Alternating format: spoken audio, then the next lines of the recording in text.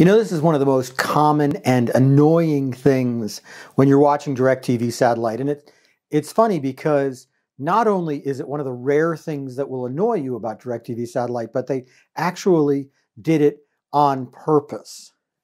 You'll be watching a show and you get a message that you can't fast forward through it, or you can't fast forward through the ads, something like that. Well, the answer is a little bit hard to find, and that's why this video exists. I'm going to teach you how to avoid that problem, and when you can't avoid it, what you can do to just know that it's going to be there. The problem comes when you're watching something that actually was recorded on demand and didn't come from satellite. Now, they make it pretty hard for you to figure out which is which, so that by the time you start watching and you might start on an ad or something like that, all of a sudden you try to fast forward past that ad and you can't do it.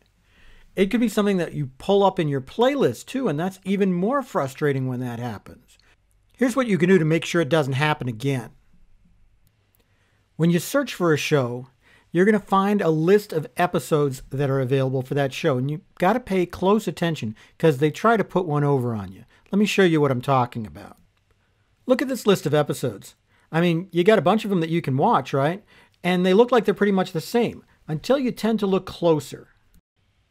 See, the one at the top says it was recording on 4KNBC, and the ones below it say they're recording on 1004 NBC, and they also have a Watch Now next to them. This makes a difference.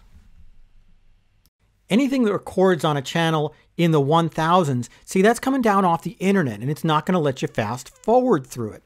You need to make sure that you're only recording things on the lower numbered channels. Now, it's okay if it's not your 4 or your KNBC. That's specific to the Los Angeles market. But make sure that when you're setting up recordings, if you don't want to be stuck watching the commercials, don't use the on-demand ones.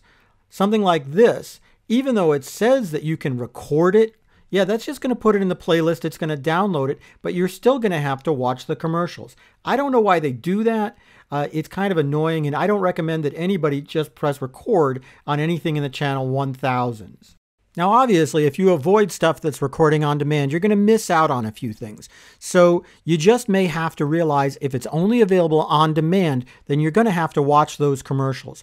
You can also see if it's available to stream without commercials. That's a choice as well.